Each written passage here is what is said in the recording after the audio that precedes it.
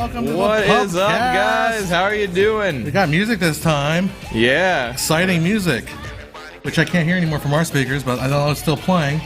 So let's take that music down. Hey, I'm actually pretty darn bright compared to Joe. I know you are. I just think noticed that. It's because you're wearing all black, Yep. and I happen to be rocking the red shirt. Yeah, we got. Check it out. We got new T-shirts, the Filmmaker IQ branded T-shirts. Look at Joe's there. There you go. Mine's in black. Oh Getting there. God. Oh, soda's in the way. Soda's in the way. Oh, There we go. Wait, hold on. We go this. Can't that be a way. There Pubcast we go. without a Right real pub. between. There we go. I should have brought a table for our drinks. That's true. In Well, I fact, can put mine over here. Oh, there you go. Well, So you just have yours on I'm the just table. screwed with mine. You can't Yep. see it on the camera All anymore. right. How is it going, guys? So let's tell you about these shirts. You can go online to filmmakeriq.com, which I believe is that button there. There you go. Filmmakeriq.com, purchase the shirts. Now, there's another way to get the shirts, Joe. Yeah. There's a way. The number one points earner every month will receive one of these shirts. Yeah, and we've already Absolutely sent free. out one for. Already was it sent for May? out for the May contest. For the May contest. Do you know the Yep. winner's name? I'm going to put you on the spot. Gosh darn it. I don't Don't either. But he's on the sidebar. If you go to the sidebar, you can see. I did mail it out to there, and it's in Canada. So we had to ship it to Canada. Sorry, buddy. I wish I should have. Marco, Herman, Nash, the name. thank you guys so much for coming and hanging Thanks, out. guys, for coming back. So yeah, this is our Brazil podcast. and India representing in our and Peru. Los Cinemoros. I can't. I don't Brandon, what is up, my friend? How are you doing? And hopefully our audio is coming through. I can see our levels are coming through, but it hopefully looks not like too it, bad. and I think everybody can hear us. Yeah. Okay. Juho hello from Finland. Hey, how's it going in Finland welcome right now? back. Welcome back, guys. Yeah, so one couple new things here. We got new LED lighting, so it's a little cooler in here. So it's not as burning hot, so we're not going to be like sweating under the lights to death under here. Yep. And but anyways, so you can help us check us out on Patreon. There's a Patreon button. Yep. So we do more of these. So now Q&As. we've got the merch, we've got Patreon, we've got our website. There are so many ways that you can come and see us now and hang out with us in different ways and support us. So and this week I've been working hard on the next video, which is the Paramount video, which I can't wait for all you guys to see it because it's really cool. It's a film noir take on the history of Paramount, but I won't say anything more because I'm just going to jinx it.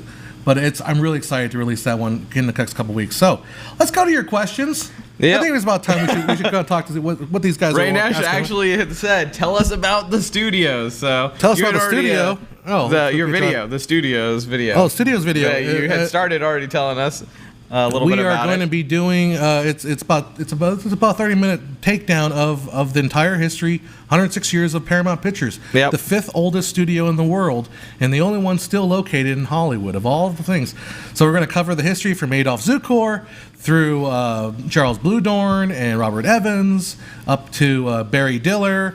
And the TV guys, which include Michael Eisner, and then the Viacom days with Dodgson and Sherry Lansing, who's, if you're not familiar with women in theater in executive positions, she is one amazing lady, and that period of Paramount history was really cool. So that is what we're going to cover. Yep. We're going to do it in a film noir style. Yes. And I think it's really. I'm thinking it's really cool. And it's we really said fun. what nine episodes total is Well, going I to be don't the kind know. of the series, unless we decide to go further. But It will be as many episodes as I end up making. That's true. I guess that's fair. Because there's like 9 or 10 studios, and then we can also go to the other countries and go. That's like true. Toho That is Studios in Japan, and look at studios in England and other places. So there you go. Lots of So other studio it possibilities. has a lot of room to grow. Absolutely. Let's see. Herman says Questions? A Clockwork Orange. Clockwork Orange, which I said was one of my favorite movies. And I'm almost wearing a Clockwork Orange. a little bit red, but so yeah. Joe, what does a great Clockwork movie. Orange mean? What does it mean? Yeah.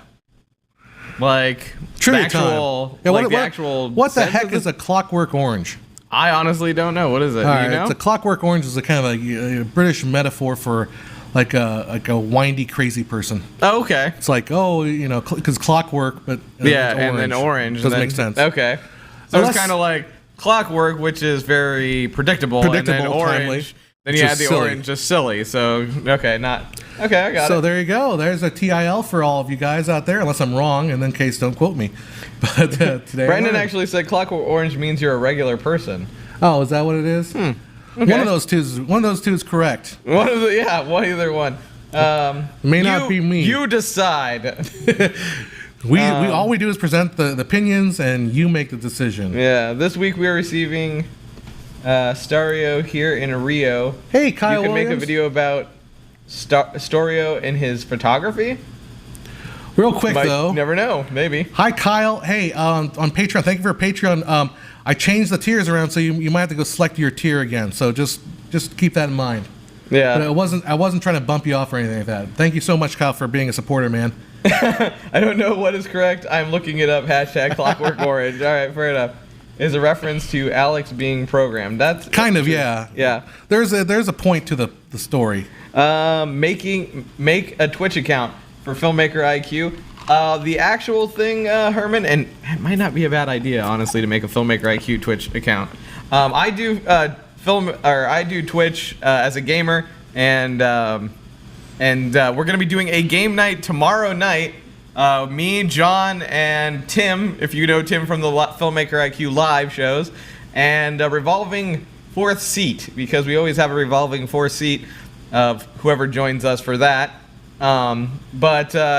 Honestly, it might not be a bad idea to create a Filmmaker IQ channel. The only thing is, I don't know. I don't play that many games, or the games I play may not be that interesting to you guys. I don't know. There is a talk show format. Okay.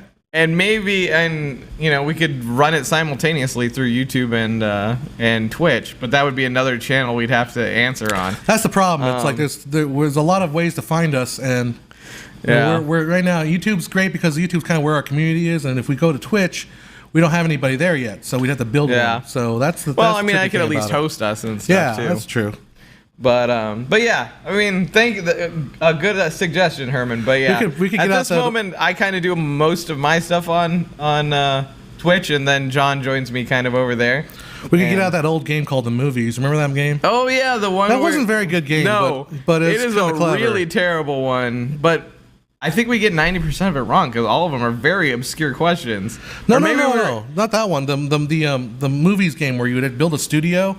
And then you would make movies in it. Oh, it's a game that works. It's a cool concept at first, but then it loses. The mechanics get so wonky and weird. Yeah, that's just unplayable. I thought you were talking about the movies board game trivia thing. Oh, that trivia question was that's crazy. Those were like really obscure questions that I don't think I'd ever. Maybe we should play that with the chat. With the chat, that might be a good one. I bet you guys would actually get most of them. Yeah, see. You guys have the power of the internet. Like, we'd be sitting here going, like, I have no clue. And then they'd be like, oh, we looked it up. But we have power of the internet if we only bothered. Yeah, I guess that's true. All right. Do we have questions coming in? I can't Bendy and the Ink Machine would be a good for your genre. Well, we can always check it out. Oh, yeah, okay. I wanted to ask how method actors step out of their character. This was an interesting thing. So the guy that did the King's Speech, right? Yeah. Do you remember his name? No. For a year, he had that stutter in the King's Speech. Yeah, that guy. And for 1 year, he could not get rid of that stutter that he had practiced so much for the King's Speech. He couldn't lose it. Yeah. And then it took him about a year, he said, to lose the stutter. So that's very weird that, because that's how method it was. He actually started speaking with a stutter throughout the whole movie, and then when it ended, it took him a year to get rid of the stutter that he had for it. So, I guess that happens, man. Well, a question, I guess, how do people come out as method? Method is kind of, it can be scary if you're not careful with it. Yeah. I know people, I knew actresses and actors that kind of get traumatized by certain practitioners of method that may not be doing what they should be doing with method. Yeah. And they're playing kind of psychoanalysts, and they're trying to go into your head and try to find deep personal stuff. And you gotta be careful. Some actors, don't come out of method real easily. So just be careful with that. That's what we're going with. Colin Firth is the answer than that. Colin Firth. And that is absolutely correct. Yep. Let's see. Yeah, and then also that kind of brings up the question of kids, because a lot of kids have, TV parents and stuff like that, and so you're wondering especially if a show runs 10 seasons, do they kind of get that, because of method acting, these people as their parents for 10 years. They see them as like, you know what I mean? Well, of course I would. Yeah, Wasn't that what happened on Full House? Like, yeah, it happened on Full House and Wonder Years too, I think. Well, I'm sure you grow up with you grow up in front of it's like they're like your extended family. Obviously, you're probably your own family, unless your own parents don't give a crap about you. That's true. But it happens. All right. Hey, Fowl, and hi, Foul Fish. Hey, Giovanni. Thank you for coming and hanging out, guys. Let's see. Have you a question there? Yeah. Do you have to remember lines for your video?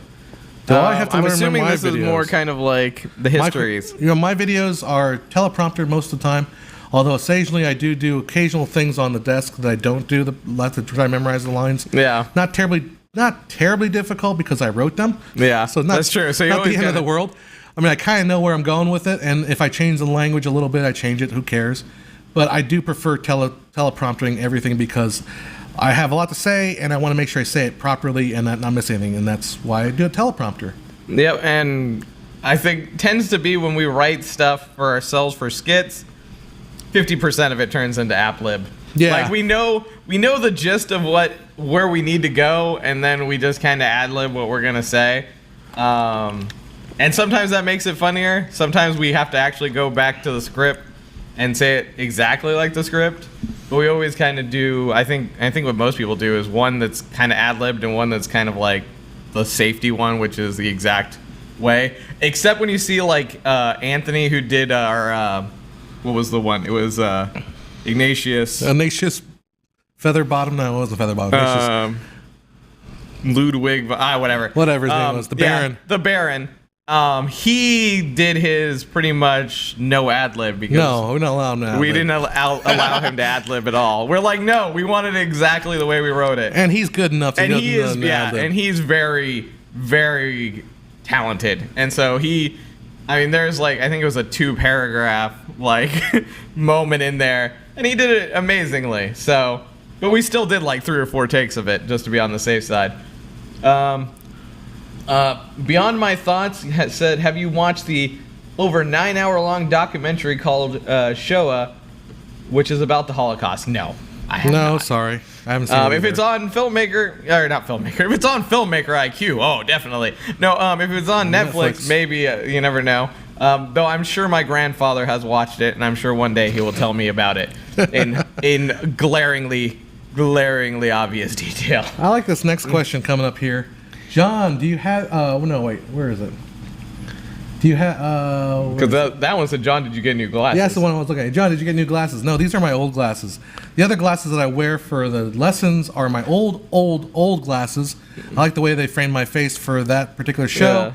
Although my prescription has changed since then, and those do tend to like sit on my face kind of like funky because they're a little bit too small because I ordered them online. I didn't do the measurement right. Anyhow. Rainesh said, why were close-ups so famous in the vintage films and TV soaps? I'm not quite sure what that means, though. No, it's like that dun-dun, where they do like the dramatic zoom, I'm assuming. I love doing that. That's a cool shot. I think it just was to kind of like first frame the face so you could get all the emotion, and then secondly, it also added in, like with added music in that that zoom in kind of amplified the dramatic tones of it as John sneaks away. Oh, there he is. I was like, John, where are you going, man? I was demonstrating. You were demonstrating. I was demonstrating the dramatic, that was actually really close-up with no lighting. Was dramatic with no lighting. Did that scare you guys? Was everyone frightened? Can we all make sure our shorts are all dry? Okay. We're all good? We're all good? Jonas here said, Joan. Hey guys, I recently held a presentation in front of my colleagues about anamorphic lenses. Yay! Your video about aspect ratio was a huge help. Thanks a lot. No problem. Absolutely. Jonas? Is that Jonas? Yep. Yeah, absolutely. The aspect ratio is one of our big favorites. So, absolutely. We're welcome to it. Herman said, when I was 9 in my British school, I used to present the history of animation and frame rate for film. That's pretty cool. Nice. A very advanced thing for 9 years old. I was doing Gold Rush. Remember the pop-up book? Gold Rush pop-up book? So, my video, that's my first video was the Gold Rush video. Yeah. That was the first video I ever made. So not the glasses. It's unfortunate because just got new glasses and we could have been new glasses buddies. I need new glasses, but I'm cheap right now, and there's other things I want to spend my money on right now than new glasses, unfortunately. Yeah. But I do need new glasses, so I need to get glasses. I'm getting to that point. Yeah. Sponsor our Patreon so we can get glasses. So we can actually see what we're doing. Yep. Was that last video a little out of focus? Maybe John needs new glasses. Maybe John needs new glasses. Check out Patreon. Get merch. Notice our merch is a little blurry. No, it's not. It's actually sharp as shit. But you gotta look at that. Look at this. First off, it's very centered Iron Man style logo right there. Look at that for everybody to see. And if I can take the mic out of the way, look at that right there. Look at how beautiful that is. Right there, you got it. And I'm gonna tell you something. White around the edge on both of them, on his and mine. And you can get them in. You can get almost any color you like. Almost any color. I like the red because it's our station colors. The blacks are also, classic. Yeah, classic. But if you want to get a blue shirt, hey, I'm not gonna stop you. Wouldn't be my preference, but go for it, man.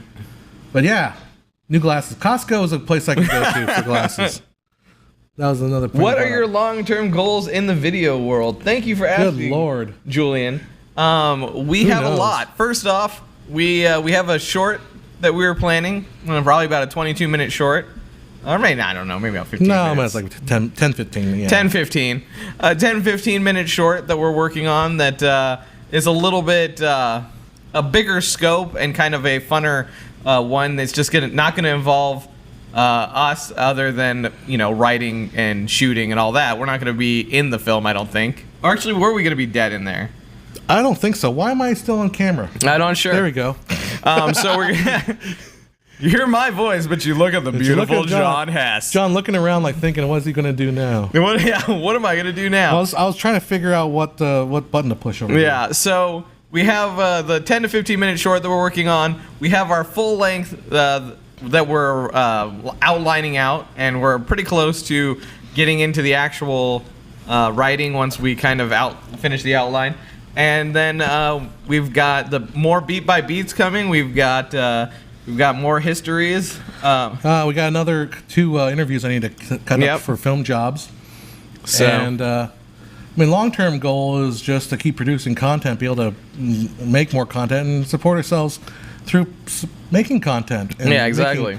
Making movies is obviously a goal, and that's something that we like to do. And I think what we're trying to figure out is how to make it so we can maybe make the movie and with you guys, and you guys can see what we're doing, and everyone's done that. So we'll see what we can do.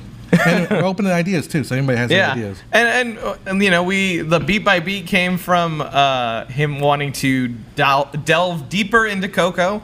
And there's a couple that I want to dive into, so will show up on the beat by beat as well. Doing like Goonies, I think, is one, and maybe Back to the Future. I'm more vintage stuff, and John likes to keep his pulse on the society and do more of the recent things. And he's going back as well. Yeah. I guess I could give it away. The next one I'm going to do is probably Mulholland Drive. Yeah. Because it's so different and such a departure from Coco. It's not the hero's journey at all. It's more of a mirror structure. But I haven't dug through that yet. So yeah, I don't want to go too far back because I also don't want to. I feel like we can learn so much from the classics, but I think we need to kind of stay modern if we want to know as filmmakers. Did not get lost in I want to make a movie just like they did in the 60s. It doesn't quite work that way anymore. So you have to kind of be a little bit more modern. Not that much. And and then we're kind of that kind of spawned the beat by beat one that we're now doing. We've been talking about the studios one. John has been going like, I'm going to do the studios one, and now that's going to be taking into fruition and starting up. And then we kind of wanted to interview people that were, unique and different, and that's where Film Jobs came from.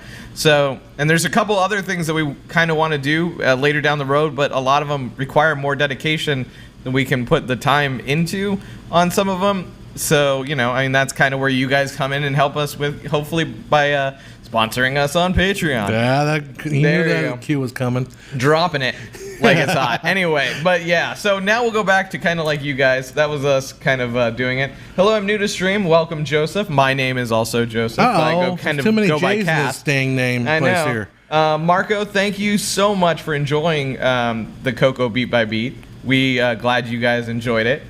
I saw a question in there about a second channel for music. Oh, Herman, said second channel for music. So the problem with the second channel is barely enough time to fill this channel with content. I don't think it's still a second channel. So at some point, maybe we'll do a second channel, but at this point right now, I think we got to just focus on one. And if we get to the point where we're comfortable, then you can always spawn a second channel. Yeah, I mean, if it gets to the point where it's not, because right now it's really kind of me.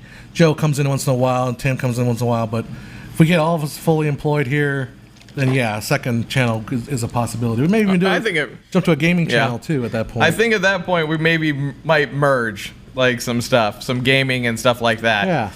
Yeah. But for right now, we're kind of doing it separately. Mine is more of as a fun hobby that slightly brings me in some money to eat some sushi. And so that's where you got the change. That's pretty much. Okay.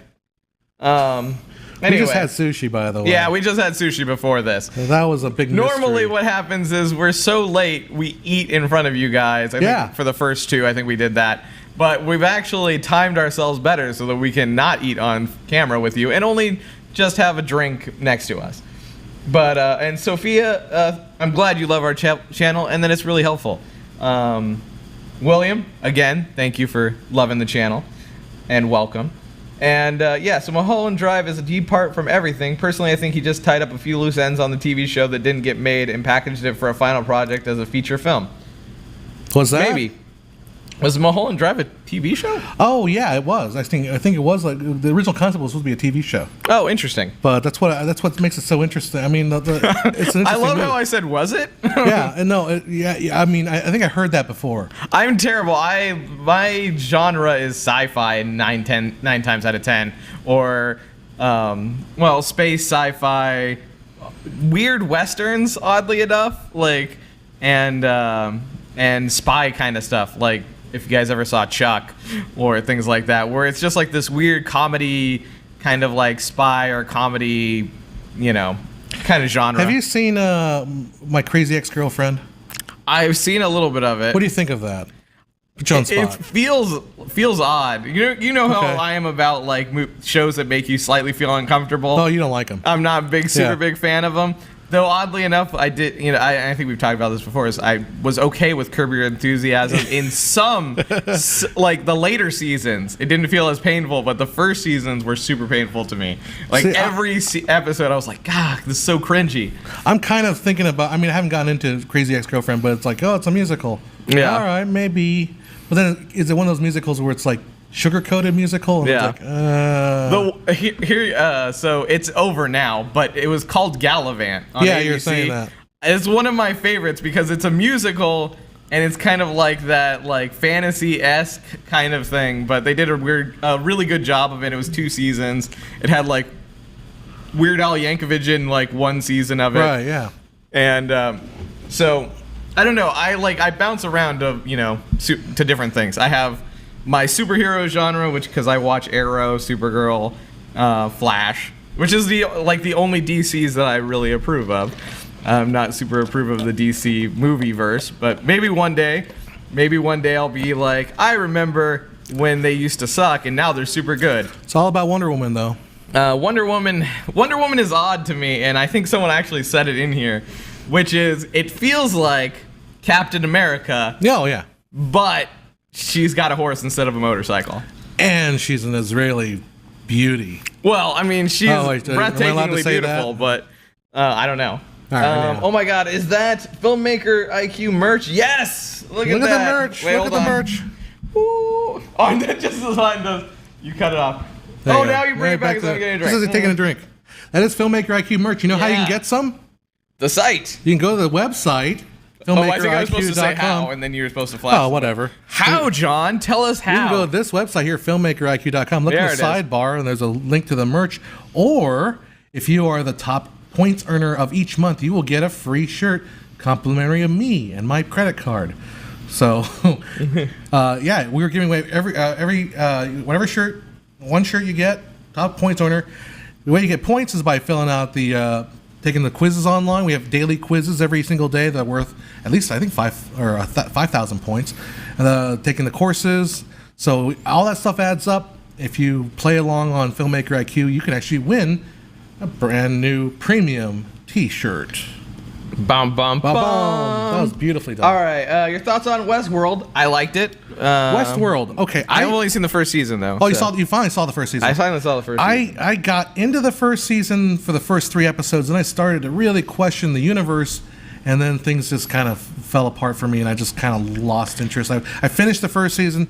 I started looking at the second one, and I just didn't get into it. I haven't gotten to the second season yet. I liked the first season. I think it there's a lull in the middle where you're just like, it's pretty bad. And then lull. like all of a sudden it picks up at the end. See, my problem with the show, and this is again my analytic.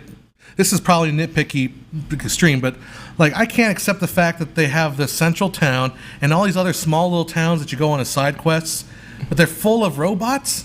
It's like that's a lot of money being wasted on these robots if nobody ever goes over there. Yeah, that's what bothers me. It drove me nuts because I was in love with the concept of the show.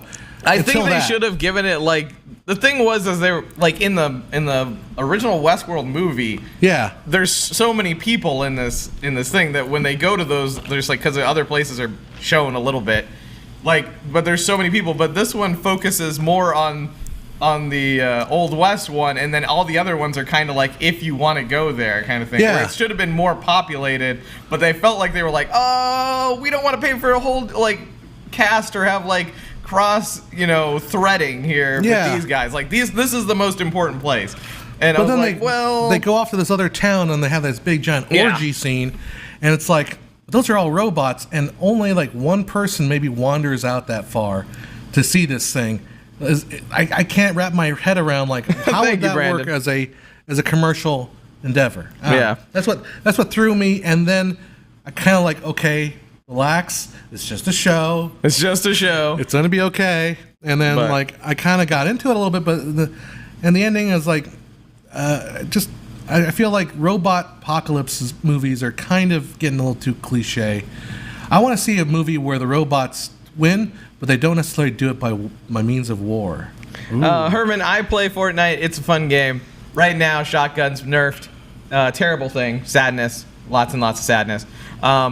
If you're very good at like shooting with other guns, though, you're gonna be super okay. I saw that you also don't play it, but yeah, I stream it. It's fun. I play it probably once or twice a week, depending on Twitch. Hashtag the wrong cast. Anyway, but now we're gonna jump through. How do you like Swiss Army Man? I still haven't seen it. It looked really cool. That film. I never watched it. You gotta watch that film. I gotta watch it. If you can watch one movie where Harry Potter, you have to ride a dead Harry Potter across the ocean like a jet ski, and that is not a spoiler.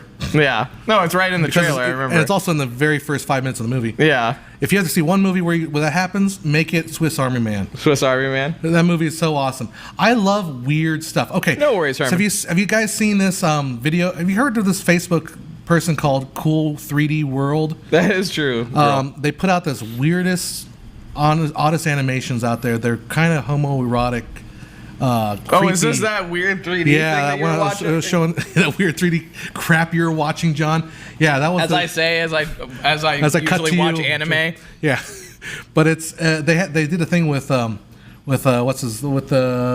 Swim, and it is spectacularly weird, and it grabs your attention, and it won't let go, and it's just weird. Watch that. Yeah, I watch Rick and Morty. I mean, at that point, Rick and Morty, at least, but Rick and Morty has a plot. Yeah, this doesn't have anything. It's a series of images flashed in front of your screen, probably at 24 frames a second, that simulate motion. And that's about as much as I can say as far as its plot. This sounds like, remember the old like stick figure one? There's like, my spoon is too big. This sounds like that. No, this is way better. Way better? Because these are people with like squid for genitalia, and they like good. It's just it's just creepy. Oh man, it's cool. Killian says, yeah, cool 3D world. Oh, there you go. So you guys know what I'm talking about. Have you talked about Solo's box office numbers yet? No, because last time we did Solo wasn't out yet. Are we going to get into Solo talk? Are we going to allow it? We will allow it. Do you want Solo talk? Sure, we talk Star Wars now because it's been a while. All right. So box office for Solo came out. I liked the film. Joe didn't see it because I think he was too lazy or tired that night to go see the movie. I had worked that whole I started at 6 in the morning or something, 5:30 in the morning, and yeah, by that time I was just like, I was dead. So I was like, no. So I think I'm the only person that's actually saw Solo. I'm the Solo. Well, I did wind up seeing viewer. it, but I didn't. I walk into the movie theater like about 10 minutes before the theater. I'm like, oh crap, I'm late. Are there any seats left for Solo? And the guy kind of looks at me like, yeah, there are a few. And I walk in, and I walk into the theater, and there's like maybe 30 people, 40 people in this whole theater. So like, yeah, Solo's the box office not too good on that. I'm not going to be one of those guys that goes on about box office numbers, but I will probably say that they're not as expected. They didn't come in as expected, obviously. But I think yet the two things, one of the things we wanted to talk about earlier was the week before we had Deadpool 2. And then we had the Avengers come out a couple weeks before that. So there was a lot of competition going in for Solo. Oh, yeah. Plus the fact that, Last Jedi is seen in circles as being not very good. So it's kind of put a damper on everything. Yeah. I like Last Jedi. I know. We're not going to get into it because we were literally at Sushi just debating this. Like, that's the thing, is maybe we should have been debating it on here, but... I know you guys have been like, Star Wars, no, or Star Wars, yes. I don't know. It's really, but we were having a huge debate about the two Star Wars, which oddly enough, I was having that debate with Lisa J in here in the stream as well about Last Jedi. So it comes full circle, and we will, and we're now here. Well, but, I mean, so my ultimate point was everybody that I know on my Facebook. You probably do, Brandon, because I think I said it on Twitch. Oh, he said, "I bet I know where you had sushi." Oh yeah, it probably does. Yeah, but everyone in my Facebook circle has seen Solo, liked it. I think it's to me it was a good movie. It's not like you gotta watch this movie, but it's to me it was really the Young Adventures of Indiana Jones. It's good. Okay, that's the question. Did you find Solo dark? You know what? I thought it was, but when I was in the theater, it wasn't that bad. But kind of because basically all the house lights were down. Yeah, maybe because everything is so dark and already in there that you can kind of see what's going on. But it was darker than you would think it would be, or it should be. I guess then it should be. Let's see. So that's Before Solo. I forget really fast. Sorry, let me bring going back a couple people. Sophia said, greetings from London. Greetings, London. She said, what are your favorite directors and favorite movies? How you doing, governor? I'm just... What's your... right now, what would you say your favorite movie is? My favorite movie is... this month, what would you say your favorite movie Dr. is? Strangelove and How I Learned to Stop Worrying and Love the Bomb. Okay, so I would say... That's always goes with that answer. Clockwork Orange and... So two Serenity. Kubricks. So... Two Kubricks and a Joss Whedon. Yeah. All right, that's some sort of... We'll add in for that for... Full House, kind of. Yeah. All right. Let's see. Total OS said, distribution question. How does my dad get his film noticed that he's been endorsed by the Vatican and Italian Jewish community? That is a really interesting question. Wow. Okay. And well, I'll take a stab. So yeah, go for it. Take a stab at it. So you have been noticed by the Vatican? Yeah. So apparently his dad made a film. Okay. And then it was recognized by the Vatican in the Italian Jewish community. Let's see. All right. Well, first thing I would do, get all all the certification you can, all the letters or whatever. Yeah, definitely. And approach every single blog that deals with Vaticans or Catholics or Catholic movies. There's actually a good friar that I watch a lot on YouTube who does movie reviews from a Catholic perspective and makes some great stuff. But basically, approach all these places and just say, hey, I want to talk to you. Maybe perhaps running a story about my dad who made this movie and the Vatican loved it and or the community loved it, and I wanted to see if you guys would be interested in talking about it. So yeah, approach all the blogs that deal with your subject matter. That's a good place to start. Look at newspapers, and then if you want to think bigger, think about the religious channels that are friendly to Catholics, I guess, because I guess some aren't. I'm not here to start a religious war, but just try to find avenues where people that your target audience would go for, and that's the place that we want to hit up. I think we both. So someone asked. Sorry, I'm trying to keep the questions. I'm trying to keep the questions flowing, especially because all of you guys are being awesome and asking questions. So I'm kind of being the one where it's like if one of us answers, I'm not gonna really unless I have something to add. But we were asked by M Mac here, but also you guys are talking about films in general. So, what do you guys think about the Grand Budapest Hotel? Oh, I love that movie. That was a really awesome movie. It's my favorite Wes Anderson movie. Like, unfortunately, nothing of his kind of comes as close as my love for that movie. I watched I Love Dogs, liked it, not as much as Grand Budapest, but. Yeah, that's such a charming, cute movie, and you got to sit through the credits so you can see the little dancing Russian guy at the end, the Cossack at the end. He's adorable. Do you think Wonder Woman should have had a less revealing costume? Okay. Answer. Was it that revealing? I don't know. I mean, it's very true to the comic, and I kind of like the look of it. So I'm gonna have to say that even though. I don't know. Maybe it could have been less revealing. I think it was fine. I mean. Oh, okay. So, like, would you want like long shorts? When I said that she had shorts, kind of like a short skirt, would you rather like a full legging kind of a thing? Like, yeah. Like, I don't know. I mean. But Wonder Woman in the comics never had full leggings.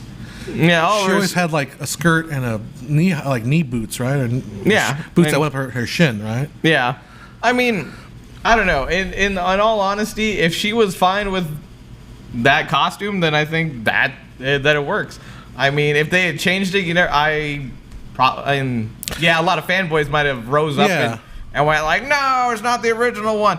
But at the same time, honestly, if it's a good movie, you're gonna enjoy it, whatever the costume may be. I think, but I think keeping it kind of to that ideal, or like that not ideal, but that like set costume. A lot of people were overjoyed to kind of see it, and I think she did a really good job in kind of sticking to the material. And my only thought on that one was don't make the your enemy that obvious as being the only one different star that's in that movie besides her and Chris Pine. But See, I didn't know that guy was a star, so yeah, he didn't know that guy was from Harry Potter. I'm not that big a Harry Potter fan, so I didn't recognize him. Killian, thank you from that hello from Barcelona. Barcelona. Have you ever seen Strange Days? It's my favorite cyberpunk movie. Yeah, I don't think I have. I don't think I have either, which is weird because I love cyberpunk movies. I'm going to have to go check that out now. Rainesh Vice says, I've been blocked by guys. You are not answering even one. Which one? Who? Even one. So I guess the answer is no. We just have not seen your question. Have I been... no, Rainesh. What did we miss here? Sorry, we're getting like really. Can you compare Joss Whedon's directing style with the Russo brothers' style? I would say, well, we'll go to that one. Okay, so go for because the Russo brothers, Civil War, and I would have to say that actually they're kind of similar because both of them inject humor into their directing. Like. You have one moment that's super serious, and then all of a sudden it's a laugh. And I think the Russo brothers do that as well. I mean, so really they're very similar in their style of having seriousness then followed by humor. Like, if you're going to go with somebody, I would say, like, Joss Whedon versus Zack Snyder, because it's very different. Zack Snyder is very dark, to Joss Whedon's ability to be dark, but then really quickly switch it to light, like, to humor. Where at the same time, Zack Snyder might not be willing to kill someone, but Joss Whedon will kill all of them. Like, that's the thing, right? Like, Joss Whedon, if you look at Buffy the Vampire Slayer, if you look at Firefly, if you look at just anything he's done, he is willing to kill off people. And, I think only of the fact that the reason Agent Coulson came back from freaking Avengers was because they were like, we have an idea for the show. We would like to use somebody that's not going to be an Avenger but was next to the Avengers. And so Agent Coulson came back. But I mean, he wasn't afraid to just straight out shoot him in the chest and kill him. So he has that humor, darkness and humor, and he's willing to kill off anybody versus Zack Snyder, which is dark, just completely dark, and doesn't really want to kill anybody, kind of a thing. I'll just add one thing too. Be careful also. You don't want to assign too much credit to like Russo brothers or Joss Whedon on movies like the Marvel movies, because they are not made by one person. They're not. Joss Whedon isn't the one making all the creative decisions. I mean, he's ultimately in charge of the creative aspects of the film, but there are people that handle a lot of the creative decisions in that movie. So, you know, you might say, well, he does a lot of humor, and he does. I agree. Yeah. But when the Russo brothers come on board, they may say, hey, you know what? We liked what Joss Whedon did on that movie. Make sure you add that to your movie as well. So there's people in their ear constantly saying stuff. That is true. So you don't look at Marvel movies as auteur movies, because they're not. I'm going to probably destroy your name, and I'm sorry. But it's no worse than me. Vas. He said, how important do you think film festivals are for pushing a movie these days, considering the internet? As we talked about, and there is a video on it, it's more about being able to network, find people that are similar in your area that have the same, hopes, dreams, aspirations, kind of like that. But I would not say it is. Thanks, thank you, Lisa, for that. You are awesome. Somebody's gonna get sushi. Yeah, and as well as, don't take it as I'm gonna somehow get a breakaway moment here, unless you're going to one of the super big film festivals. I would just say take it as your accomplishment, like you're finished it. It's in the can. This is your strut, and enjoy it. Have fun. Bring your crew. Bring your friends. Bring your family. Just laugh it up. Drink a little bit if you are able to drink. I don't condone it if you're not. Just take it as your victory lap. And John, do you want to add anything? Yeah, I'll just say that there are like 6 or 7 top tier film festivals. Those are the ones that really, really matter. If you get into those, that's a big deal. The other ones, that's not saying that you didn't accomplish anything by getting them, but they're good. Again, film festivals are not where you sell a movie. Film markets are where you sell a movie. So, if you can sell your movie in a film market, and sometimes the markets are attached to the film festivals, that's where you make your deals and distribution. But yeah, enjoy it. If you made a movie and you got in a film festival, enjoy it. But don't feel like you're a failure if you don't come away with like a distribution deal for Fox after getting into a theater festival. It doesn't work that way. But enjoy your success that you made something that very few other people have done. Yep, exactly. All right, so that's like we're just kind of speeding up here. You guys are writing so many good questions, and I'm trying to get to them, and they're coming at us, and we appreciate that. We just don't, if we don't get to it and you want to ask it again, and go ahead and ask it again. We don't mind. Don't be afraid to. It's just, we're kind of going with this. So somebody asked, Tarantino, what's your favorite Tarantino movie? Favorite Tarantino movie would have to be Pulp Fiction. Yeah, I'm gonna go Reservoir Dogs. You like Reservoir?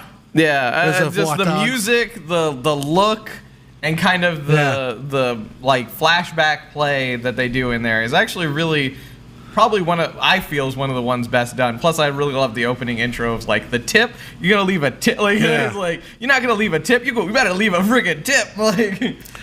And I love that. All right, so that, I think we won't go into detail, but yeah, that's the reason why.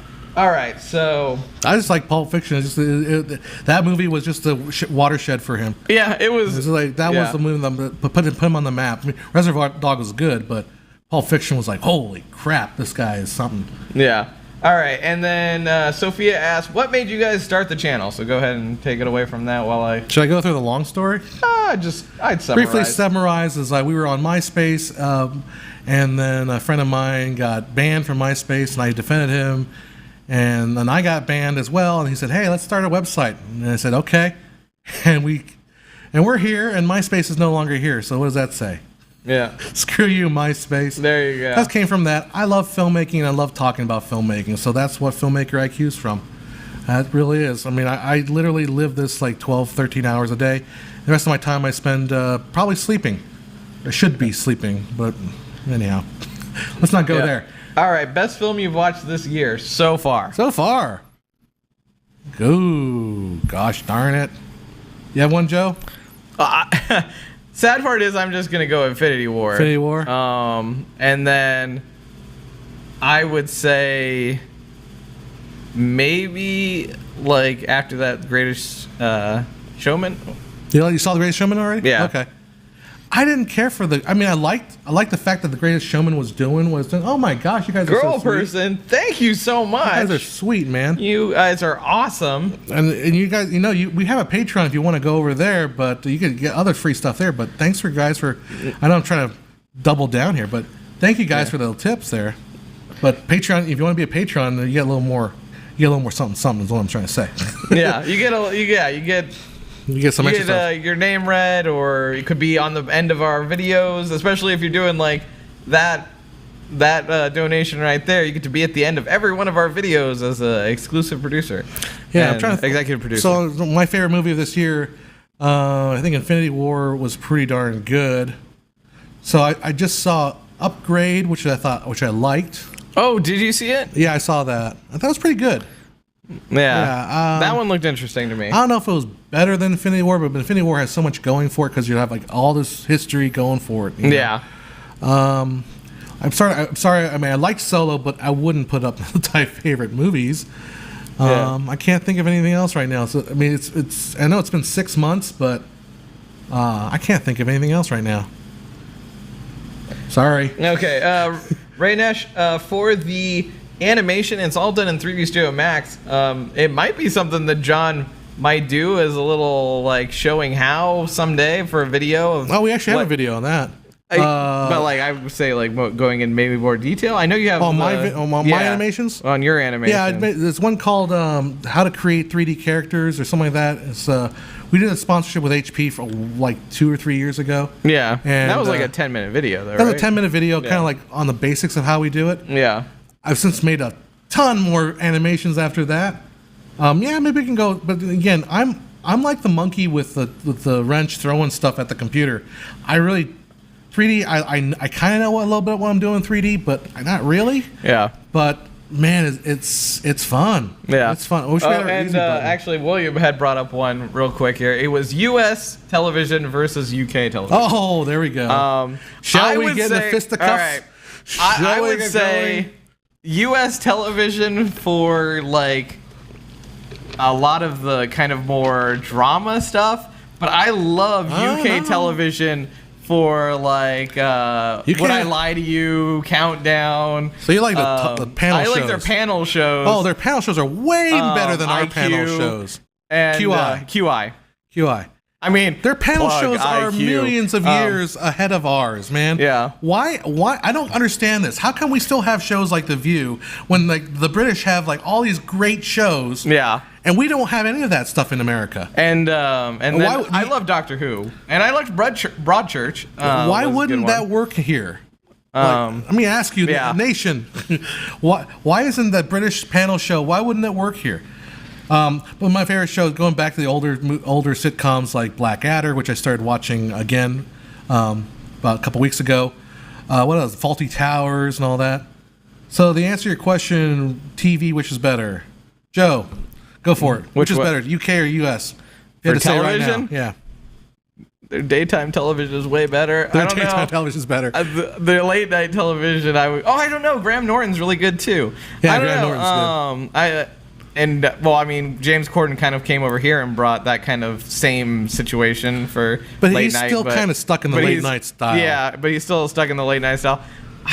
And I love Doctor Who too, but I feel like with Alter Carbon, Star Trek better? Like Alter Carbon, Game of Thrones. Well, Game of Thrones is kind of American. Yeah, exactly. That's the thing, right? So it's like, well, it's hard to say. I watch more like of the deep shows are more US than I would say UK. So I'm gonna go actually overall US, just because as much as I love all the panel shows. Please rise and stand for the national anthem. Yeah, please rise as Joe gets killed. It is. The verdict is in. United States television does win. Sorry, BBC. Even though you guys were first, the broadcast, the first television, but let's face it, And it's all right, Joseph. He said, sorry to ask this for the third time. So since he said third time, I'm not going to try to cover this one. What are your thoughts on James Wan and Leah Whannell? I like some of their movies, but not all of them.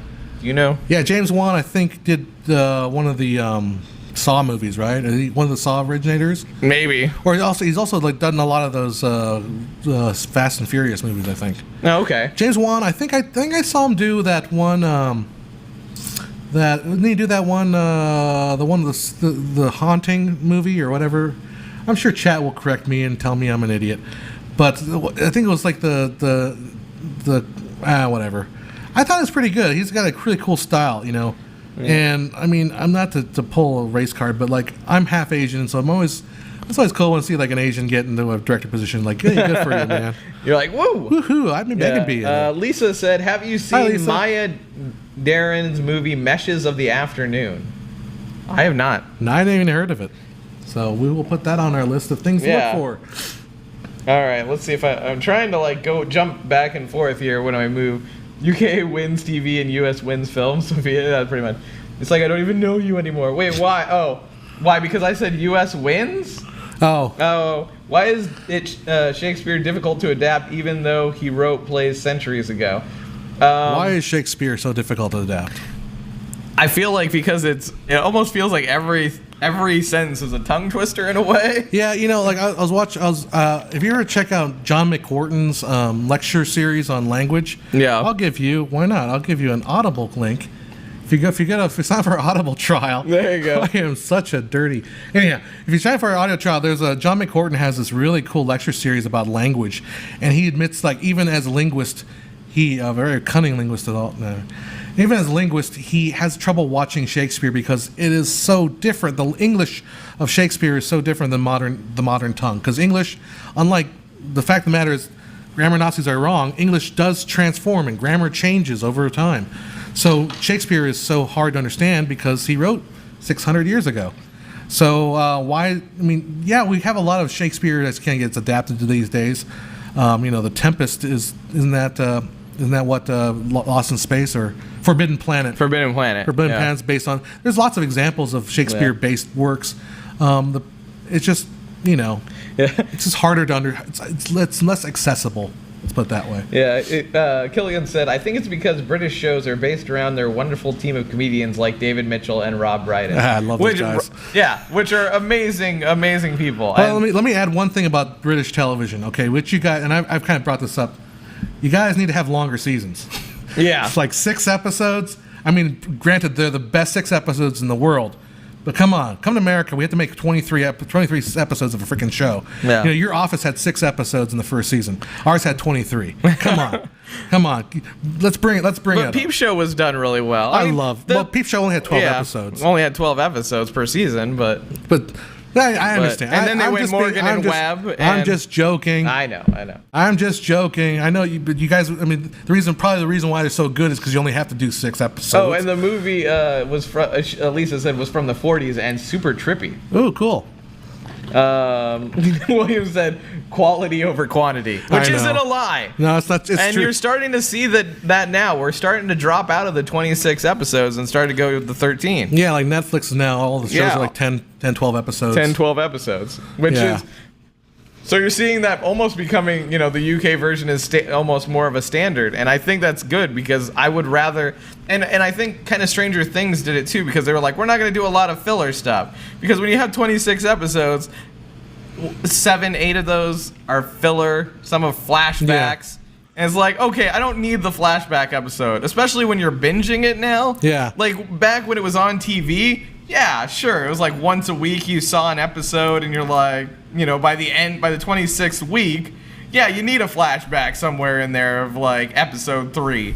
But like now that we binge watch it, there's no reason for that. Well, except for that one episode of Stranger Things. You all know what I'm talking about. I still haven't seen the second season. That one episode, okay, you haven't, but that one episode of Stranger Things second season that maybe did need to be in there. I'm looking at you.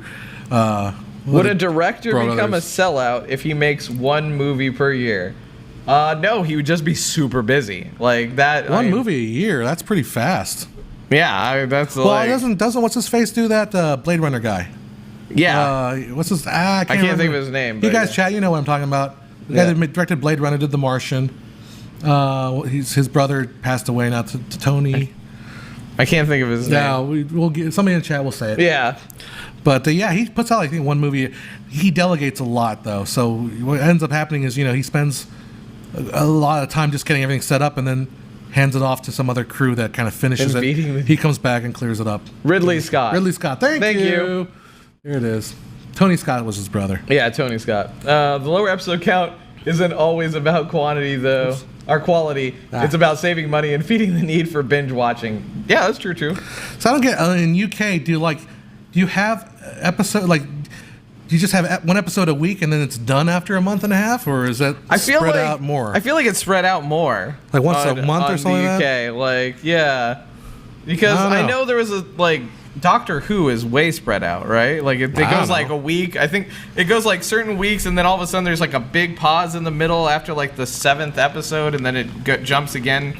And then comes back for the last half, and then there's a Christmas special. Oh, okay. So it's more broken up. But I know, like on Blackadder back in the old days, they had a Blackadder episode. Like, well, he's some nitwit on television and comes on every Tuesday nights at 7:30 p.m. or something. Yeah. Whereas it's like, well, they only did like 6 episodes of this show. Can we take a minute and just address that there's a new Predator movie coming? Yes. Yes, there is indeed a new Predator movie coming, which Dylan, you kind of son goes of a bitch. Yeah. All right. Get to the chopper. If the movie does not have an epic arm then basically honestly, we can't watch it.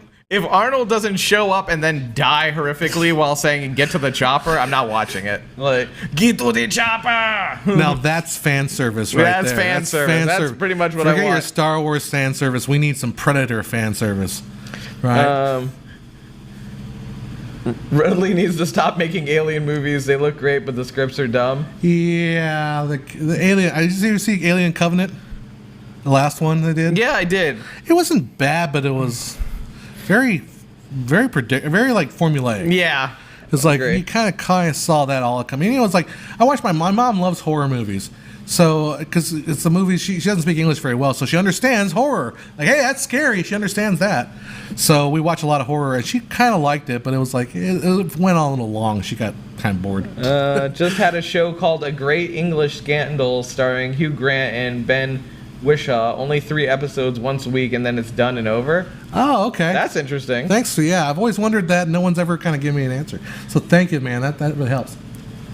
I never watched Downton Abbey, but my parents say the audio is really, really bad. Any thoughts as how that could be as far as the British industry, etc.? I don't know. I watched Downton Abbey. I thought Downton Abbey's sound was okay. I was addicted to Downton Abbey for like 3 seasons, and I kind of got lost, kind of got bored with it. Yeah, Lisa was super into that too. But I only watched like 1 episode. But yeah, I don't remember the sound being bad. No, I mean, unfortunately, the thing with Downton Abbey, you realize is the whole entire show consists of sitting down and talking. Yeah. It's like, oh, I need to go see Grandmama from Shoah. Let's go over to the thing. They take a coach. Liam, I have not. I haven't seen Peeping Tom. Have you? Peeping Tom. What's that?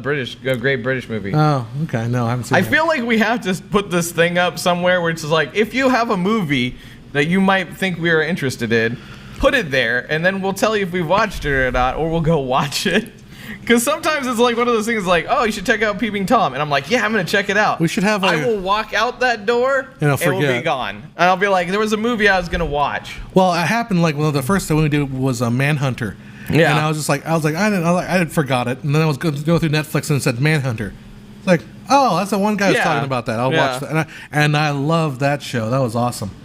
We should have, what we should do, and this is probably, I should probably say this off air.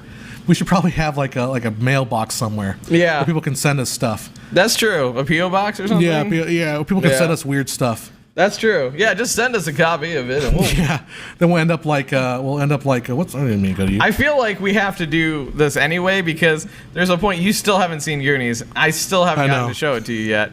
We will watch it. And we have to watch it. And we'll have to. But we'll get all these bad movies. Like, exactly. It'll be like Red Letter Media. Have to do all those. Oh no! What we should do is just do Mystery Science Theater 3000. Just be like, you'll never catch me alive, copper. Oh, you caught me. But Red Letter Media does such a good job of it. So we'd be accused of copying them, even though that format of dissing on bad movies. Are there any examples of bad movies you guys have watched? Bad movies. It's a Wonderful Life. No, just kidding. Star Wars episode 7 and 8. No, they're like, no. It's like, yes. And it's Star Wars episode 1, 2, and 3. I liked episode 7. I know you do. It's okay. It'll be all right. No, what is a bad movie that I thought like, oh my god, I really wish I hadn't watched this lately?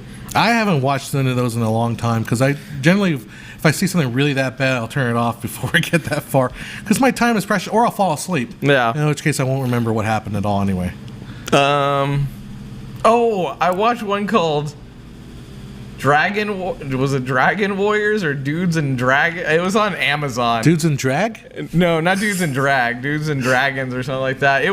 It had James Munster from Buffy the Vampire Slayer and Luke Perry in it, and it was a horrible movie, but it was actually funny. So it was so bad it was good, or at least decent. Yeah, I'm not. Yeah, I don't remember watching. Well, Cass likes Turkish Star Wars, so his tastes are a bit questionable. No, I don't think I found it so bad it was funny. You actually make it through Turkish Star Wars? We watched it, remember? No, we didn't watch. We didn't watch that one. We watched the other one. That was Star the one Crash. We watched Star Crash, all the Hasselhoff one. Star Crash was funny as hell. But, but I couldn't get through Turkish Star Wars. Dudes and Dragons, that's what it was. It was so terrible, it was funny. I can just see a lot of people showing up for Dudes and Dragons thinking it was completely something different. Yeah. Just the Juno was bad to you? I never saw Juno. Oh, I liked Juno. It was pretty good. Juno, it's that what's her name? She was a Coyote Ugly girl. Any ideas why there's so many new trailers for this trailers this week? Yes, summer blockbuster season. What trailers are in this week? Lego Movie 2. Lego Movie 2. Okay. God, I watched a whole bunch of them because they were just on random on the side of my screen. Now I can't think of any of them. I want to see that Murder in Puppet Town, whatever, the Murder in Happy Land. That was pretty funny. Yeah, Turkish Star Wars is so bad because at one point they just project the background on the guy's face and then behind him, and he's like pretending he's in the pilot seat, but it's reversed. The stars are back behind him, and he's like flying like this with all the stars. So it looks like literally he's riding backwards in the cockpit, flying around. It's so bad. And here's so I got to tell my story about Turkish Star Wars. Okay. So if you guys haven't followed the channel, we made a video called "The History of Mockbusters," and we talked about Turkish Star Wars, and that video got copyright dinged because we used Turkish Star Wars. Not because the people that own Star Wars were pissed off, because there was a channel on YouTube that claims they own Turkish Star Wars, which I don't think they do. They only I call them squatters. Yeah, they're squatting on the thing. So I had to take that video down because I wasn't going to let these guys take the money for the 5 cents I make on that video. Yeah, I had to re-upload it, and I put a little disclaimer on this: Turkish Star Wars is, I had to re-upload it, take out the footage. But yeah, Turkish Star Wars. That movie is a blender disaster of a movie. Joseph, Pleasantville was an amazingly good movie. Yes, so much so that is it still up? The one where you're doing the makeup? I never made that video. I only did that as an experiment. Oh, it was just an experiment. I was going to make a video out of that. Yeah, I remember you were going to make the video. But I never did. We should make that video. Oh, well, we'll make that video. You're going to see something with the Pleasantville effects. Because it was going to be a thing, but it wound up, I guess, just being an experiment. Well, it was originally going to be a video, and I did the whole thing, and I just never got around to making it. Yeah. Other stuff happened, and yeah, some other things happened in that. Yeah, and we're not talking to that girl anymore. So anyhow. Yeah, exactly. so we hopefully will see that effect in the future, because I didn't realize. I thought it was in one of the History of videos, and it's not. It's a fun effect. So it's a cool effect. I'll just break it down to you. What it is we take somebody, shoot them in color, and put green makeup on their face. And then what you do is you make that green black and white, and that's how you paint someone black and white with the green makeup. Yep. So there you go. It's a cool effect. It works really well too. That's how they did it when they shot that movie. Just saw Contact with Jodie Foster. Have you seen it? Yeah. Of Contact. Course. Contact was great movie. Yeah, it was a great movie. Zemeckis. What was so special about Titanic that made it one of the best? At that time, there weren't 3-hour movies. It's James Cameron, and I think there's just a lot of things about it that made it iconic. And guess what? I've never seen it. You haven't seen it? I have never seen it. And that sounds like one of those, I'm so hipster and trendy that I haven't seen it. No, I know what's gonna happen.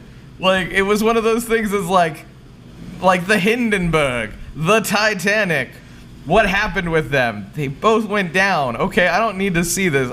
I know that goes down. And I was never a Leonardo DiCaprio Let me explain, as Papa John, not the pizza guy, but as I was gonna say, wait, the pizza guy? as old man John here. Oh, back in the day. All right, if you were alive in 1997 when that movie came out, and you knew a girl or any female, you would understand why Titanic was so big at the time, because the women went crazy for that movie. Well, it did have Billy Zane in it, right? Leo DiCaprio. It was a love story. It was, oh my God, this love that burned through the ages, and she survived.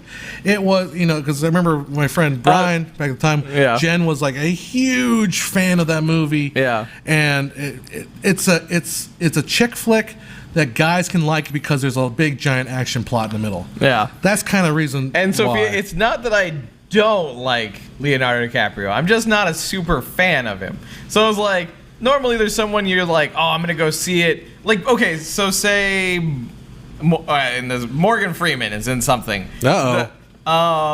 Usually you go like Shawshank Redemption is like, oh, it's gonna be good. Like, he's got a great voice and he's the narrator, and so you go and see it for that character. But there was nobody in Titanic where I was like, oh my God, I am gonna go see it because of this one person. Like, I like Leonardo DiCaprio in a couple of different films, but it wasn't anything that was gonna drive me to go see it. I never what was it? Not The Departed. The one is that Departed where he's in the winter thing? I never saw that either because I haven't seen Departed either. I have to watch that though. But yeah, I mean, the Titanic. Like I said, it's a love story that chicks will dig.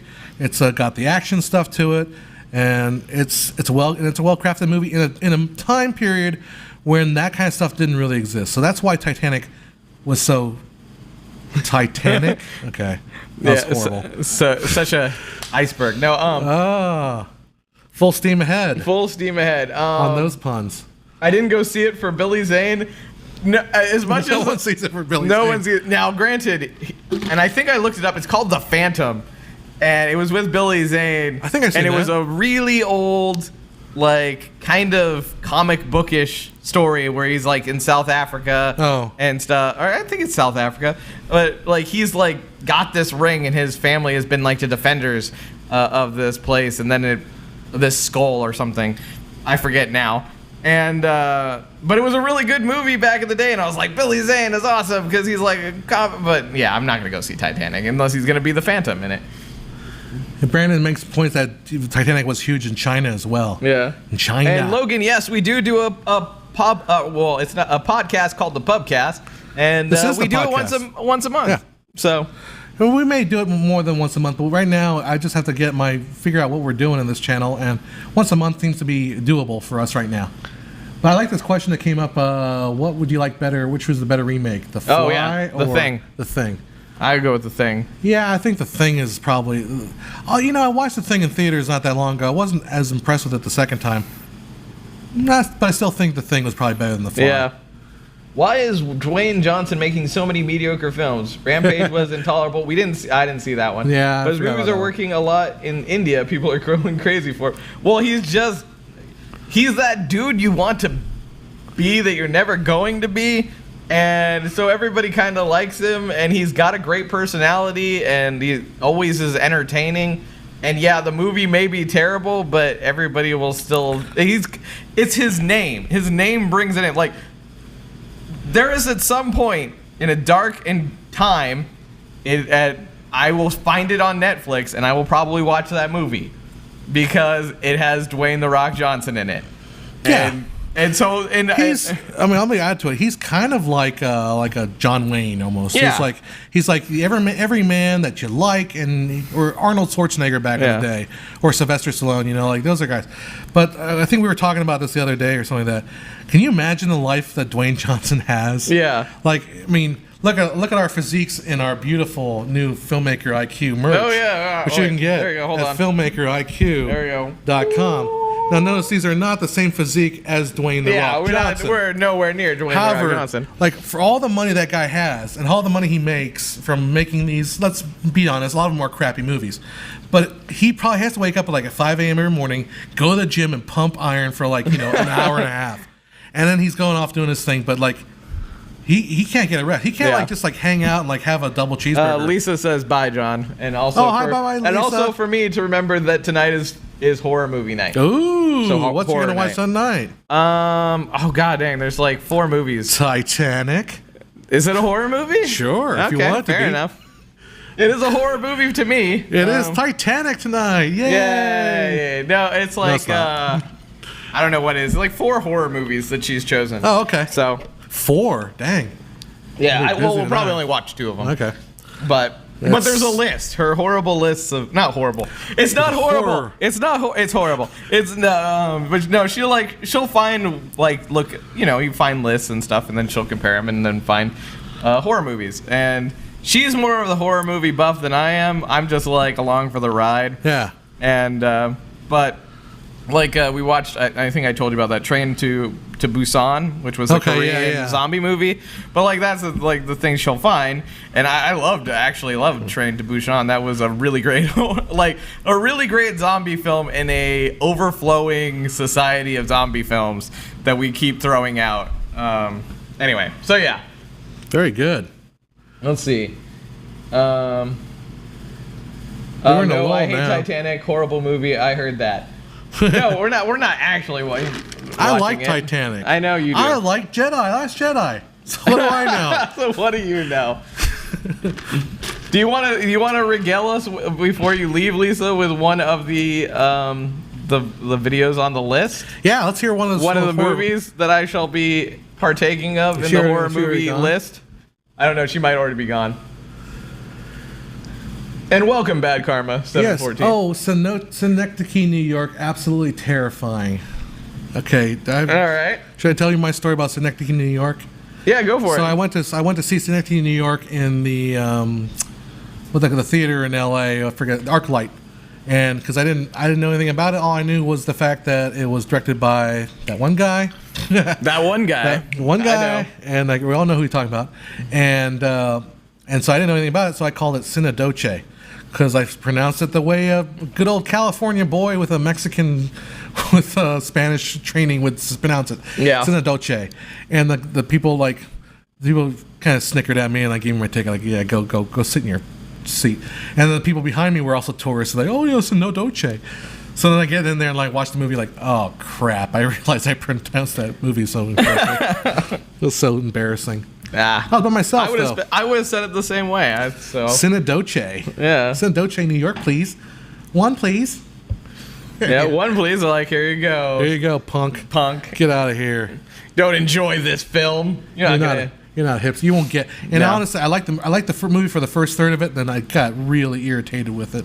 Really irritated with that movie, and that's why that guy doesn't direct anymore. Did you guys go to Cinegear? No, I have not been to Cinegear. Nah. It's just too. Cinegear, unfortunately, is equipment that is 2 notches more than I can afford. Yeah, And I go to NAB once in a while because NAB is stuff that I can actually afford and work with. But Cinegear, I'm sorry, it's just. Sorry if you guys are hearing a thumping. I just hit the freaking table. I like to limit myself to how much of that I can expose myself to. Also, I feel really embarrassed. I feel really bad because I can't afford $3,000 for a focus puller, So stuff but with your guys' help, no, with your guys' Patreon, maybe we can go on. No, don't do it. Don't do it. All right. We'll go to Cinegear together. That's right. We're all going to meet up at Cinegear, and we're going to just charge the place and steal everything. Wait, what? No. Can we tell about our new level for our new objective, our goal? Patreon. Did you put it up there? I put it up there. So what it is if we hit $500, we're going to make a pie for each $50, and then we're going to have a pie fight. Yep. On camera, and we're going to put it on video on Patreon just for you guys to see. Yep. And we're looking forward to doing that because we've always wanted to be in I've never been in a pie fight. Have you, Joe? No, not even a food fight, really. During the 80s, didn't you watch movies and Animal House? Yeah. And everyone starts, and all of a sudden, everyone just starts throwing stuff. Everybody, it's one of those things. Someone calls out food fight, and there's a horrible food fight. Everybody knows how to dance in a high school. Yeah. And what's another one? Somehow everybody's, every underage person drives amazingly well. Oh, yeah. But I remember in our middle school, because we went to middle school together. Yep. I remember there were a couple food fights, but it was mostly people throwing the half-eaten end of their crispy chicken sandwich. Yeah. Bun in someone's face. Yeah. It would hit them on the head and but never like the cream. You know, like, I remember the movies. I remember Hook. Hook is famous for its food fight. Yeah, right? Bangarang Rufio. Yeah, and then but that's not reality, folks. No, that's not. They're selling you a lie. So anyhow, support that Patreon. I like that. The end of it is Hook is a lie. Hook is a lie. Support the Patreon and we'll make it a reality. Yeah. All right. Well, we'll get horrible. some food coloring and we'll make it even Jello, messier. Some Make Jello. it even messier. I'll tuck my legs over my head and I'll roll like that one poor fat kid they made him to a cannonball. How far are you guys from Garden Grove, California? I don't know. Garden Grove is closer to us than LA. Garden Grove is East LA. We're halfway between LA and San Diego. Oh, there you go. We're in Pachanga Land, if you guys know what that is. Pachanga Land. Pachanga. So if you ever watched The Simpsons, they mentioned Pachanga twice. It's amazing. Yeah. Well, I've been in a mud like throwing fight in the rain and while playing paintball. I haven't done that. I want to do that. Yeah. That was that 20. That was terrible. That was that 24-hour. No, it wasn't that 24-hour. It wasn't that it wasn't fun. It was that you then had to go to your tent and sleep. So it's like covered in mud. Covered in mud. Yeah. Very nice. And you're like, oh, this is fun up until the point I had to go to sleep in mud-soaked clothes. What did you guys think of Good Time by the Safdie brothers? I saw that movie. I liked the style of it. I thought it was interesting, unique. It just I didn't quite get into the love of it. Have you seen that movie? Mm-hmm. So what did you think? I mean, did you Robert Pattinson, right? Yeah. Yeah. I think it was cool, but I couldn't connect. Yeah, about the same. I agree with you. But it was a cool, interesting movie. So if you liked it, man, it was unique. It was really cool. William says Simpsons or Futurama or Disenchantment. Okay, here's the thing. Up until the point they restarted Futurama again, I would have said Futurama. Yeah. Because and actually the two ending episodes of Futurama are my favorite ones because they literally made me tear up. Because the end of the first time it ended was the one, The Devil's Hands, where he learns how to play the thing. Yeah, that's a great episode. And then like he gets his hands back and he tries to play it, and then she's like oh, and I was like, oh my gosh, it's the end. Like they live happily ever after, and then they're like, we're bringing it back. And then the whole thing of the last one was the time freezes. And they wind up I didn't follow any of that. Oh yeah, so I saw the because like I think it's all on Netflix. Yeah. So then I watched that one, and then the very end of that one was like he keeps trying to do this time thing, and it like breaks, and they freeze in between time. Okay. And so like they live out their whole life frozen in one moment, and then Professor Farnsworth finds them and pulls them through, and it basically restarts. You know, the Futurama world. The whole series, okay. Yeah, like the whole series. And they're like, oh, one more time around or something. And I was like, oh, that's like a really good one, because it was sad because they finally got together. But he's like, if you go through, you won't remember this moment. Like this stuck between times. And she's like, oh, one more time around. And it was like, oh, no, they had the happy ending. And so, and then Simpsons just keeps going on forever. But and so I don't have a Simpsons moment where I'm just like. But when Futurama came back, I felt like it came really convoluted. Yeah, the first part of it confusing. Was really and like it didn't have that magic essence to them. Now Simpsons we are in Riverside County, bad karma. The Simpsons is different in that there is no long story. Yeah, it's just completely episodic, and in that case, it has that. In that sense, it has certain limitations. It can't be that. But I feel like the very and again people will be like, oh my god, but I don't think oh my god. But the first ones, even though they were very singular and locked onto themselves, I felt like a reference to past things. You know what I mean? Yeah. But as it's gone towards this, they just completely like it almost feels like it's the same day. You know what I mean? Like they just wake up. It's that same exact day, June 12th or whatever. Well, you want to go with a not to date. Extend the question out a little further, but it seems like South Park has also kind of gone in that direction too, because there was a season where it was just one large storyline, and I could not get into that. Yep. Like, I liked South Park as in one episodes, but the whole overarching storyline, because you feel like you can't enter it at any one point. Yeah. And you just feel like you're stuck. I don't know. The Futurama, the new ones just feel like I'm constantly in that I can't enter that episode there. I think for the original part Futurama, the one that originally ended, it was episodic, but there was this trailing, lingering background. I guess what I'm saying, yeah. You know, like it was so, in a way, convoluted that you could still jump in anywhere. Yeah. But at the same time, when you got to the last episode of it, you were kind of like, oh yes, this is that moment that I've been watching it for. Yeah, we lost that for. And I think the second reiteration of Futurama lost it. So we went on a long spree about Simpsons and Futurama. We're both big fans, I think, of both shows. So why are high school films so overrated? I'm not quite sure I understand that question. Was it like High School Musical kind of things, or? Because I think a lot of high school movies are not underrated, but they're dismissed. Yeah. Unless you're talking about movies like Breakfast Club and 16 Candles, and the reason why people overrate them, if you want to use that term, is that's a movie they watched when they were in high school and they related to that, and so they cherish that. I believe that I have a theory that it's not just my theory, but that the movies that, if you're a filmmaker, the movies that you want to make are the ones that you watch when you're about 17, 18, 19, 20, because that's when your formative years for creating your cinematic tastes, I guess. Yeah. So that's why they're so highly regarded. Okay, Sophia asked, do you think that Simpsons has run its course? Yes. Me personally, I think I watch the new Simpsons episodes and I enjoy them, not on the same level as I enjoyed, like the original Simpsons, but it's kind of like saying, well, they're there, and if you were to stop the Simpsons, a lot of people would have to find new jobs, so why not just keep them going? It still makes a little bit of money. Just let it go. Do you need a film permit to shoot a short film in a park? Yeah. Yes. But if you guerrilla film it, just be prepared that someone might show up and like ask questions. Let's tell a story. You want to tell a story? Yeah.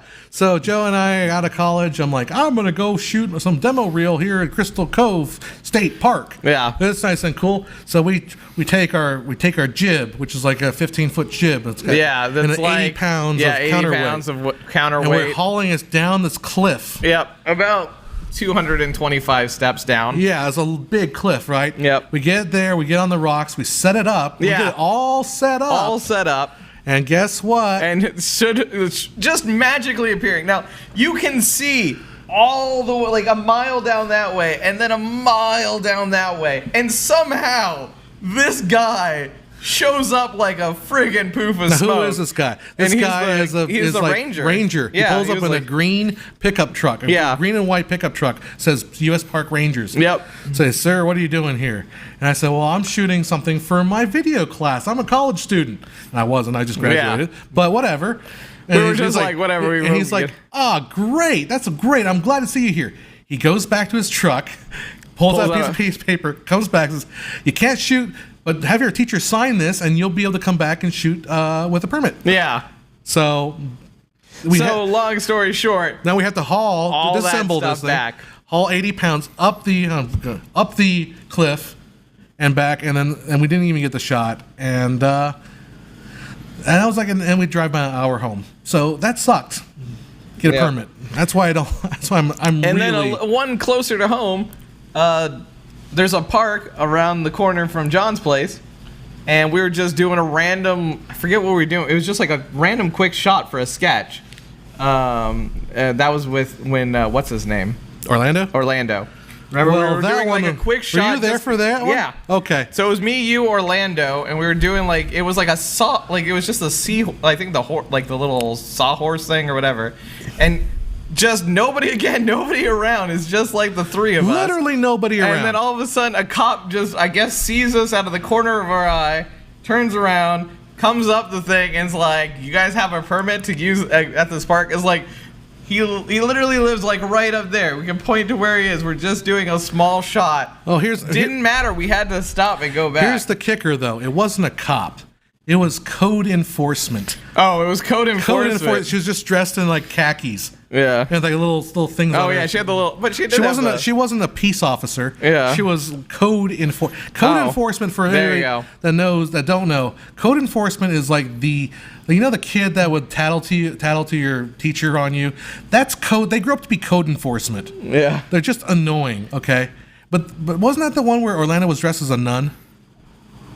No, that was a later one. Because it happened to us twice. Maybe we got away with the nun shot. We got it away with the nun. Oh, maybe we did. Okay. So anyhow, you do need a permit. Now, we live in California, so if you live in Montana or something that's really far out and nobody shoots, you might get away with not having a permit. But in California, most of the time you're going to need a permit. Yeah. No, here we go. Heading into my first ever week of filming / working on both short films and sketches. Yeah. At the first sign of a project being not good, I usually drop it. Any advice for powering through and working hard? If you're feeling like it's not going to be good, what I would say is maybe if you have actors, maybe let them play with the lines a little bit. Yeah. Just try to have fun and get through it, because the thing is, getting through the process, especially, it doesn't matter on any project, getting through the process, you just got to get through it. You got to be like, all right, it's going to get better on the other side. And maybe it doesn't turn out as well as you hoped or you expected or you wanted. But then make sure that the next one, all those problems that you had on that first one, aren't an issue. Go through like, how can I resolve making sure this doesn't happen again? Was it an actor that didn't show up? Okay, I better make sure that I get these actors in, you know what I think? Or even having a backup if you're really that unsure if this person. But I mean, usually when you meet them, you know like right away if the person is going to be a flake or not. Because if you see someone, they memorize their lines and they sit there and they talk with you and they